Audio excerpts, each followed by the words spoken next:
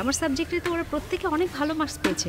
আমি তো কখনো ওদেরকে লাঠি দিয়ে মার বা কোনো ধরনের শারীরিক নির্যাতন তো আমি করিনি।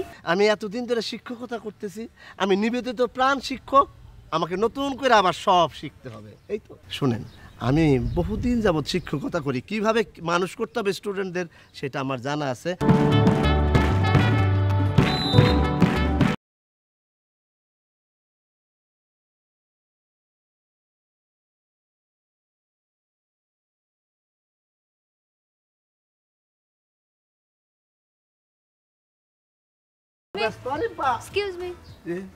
আমাকে কিছু বলতেছেন?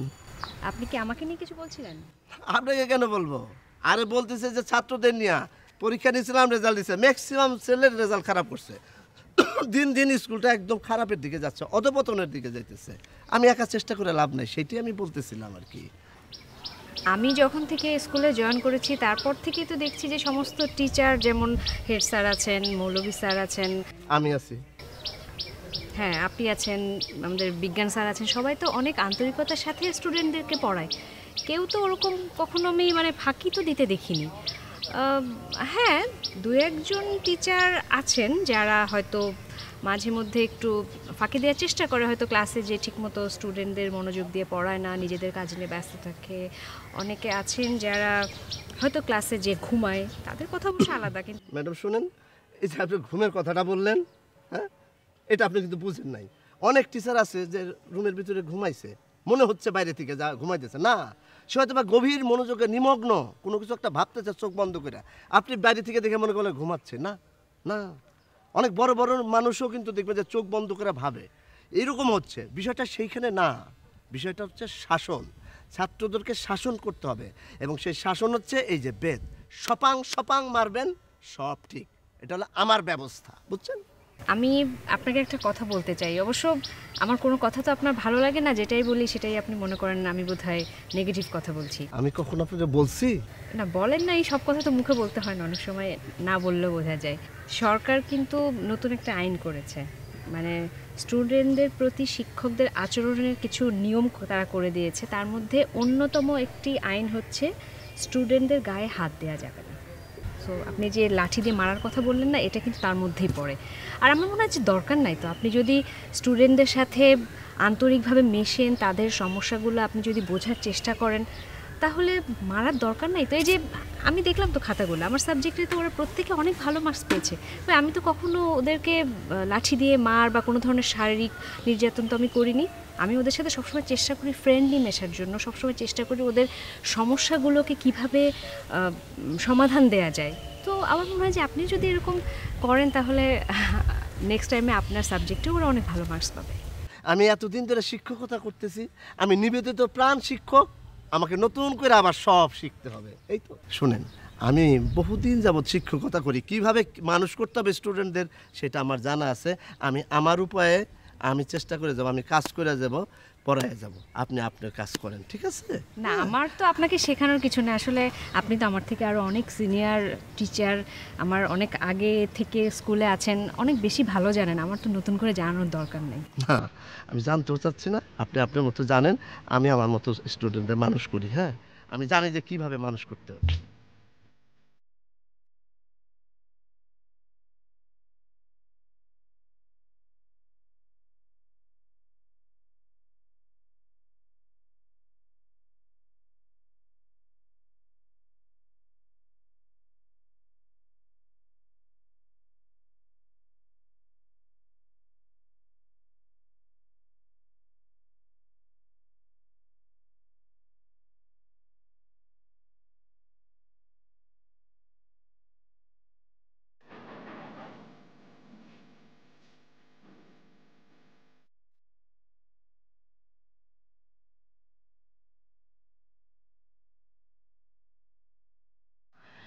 কি ব্যাপার, সবার মুড অফ কেন? কোনো সমস্যা? জানে আলম স্যারের সাবজেক্টে কম মার্কস পেয়েছো, এই জন্য সবার মন খারাপ? আমার সাবজেক্টে তো তোমরা মোটামুটি সবাই অনেক ভালো মার্কস পেয়েছো, তো স্যারের সাবজেক্টে খারাপ হওয়ার কারণ কি?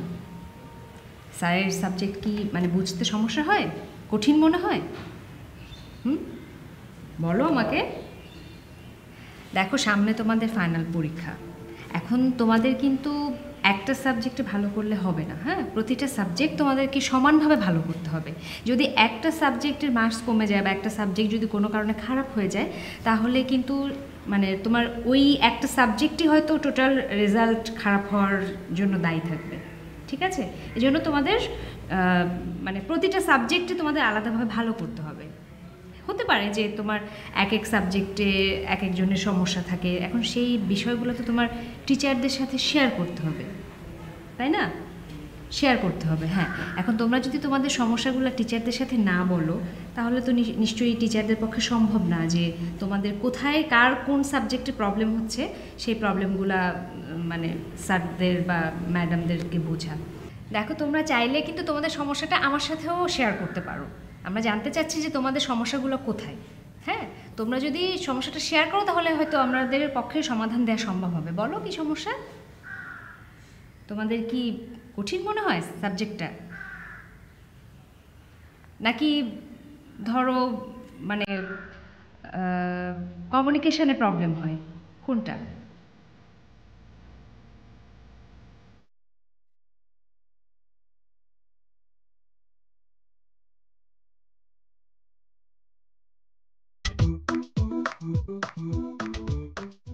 দেখো আমি চাই যে তোমাদের সাথে আমাদের রিলেশন মানে টিচারের সাথে স্টুডেন্টের রিলেশনটা হবে একদমই ফ্রেন্ডলি, একেবারেই মানে অনেক বন্ধুত্বপূর্ণ সম্পর্ক, যাতে তোমাদের যে কোনো সমস্যা তোমরা আমাদেরকে বলতে পারো, যাতে আমরা সমস্যা সমাধান দেওয়ার চেষ্টা করতে পারি। আমার মনে হচ্ছে যে হয়তো বা কোনো কারণে তোমাদের সমস্যাটা মানে বলতে পারছো না বা চাচ্ছ না, রাইট? ঠিক আছে, আমি চেষ্টা করে দেখি যে এরকম কোনো ব্যবস্থা করা যায় কি না, যে তোমরা তোমাদের পড়াশোনা বা শুধু পড়াশোনাই না, যে কোনো ধরনের সমস্যা যাতে আমাদের সাথে শেয়ার করতে পারো। ঠিক আছে? আচ্ছা,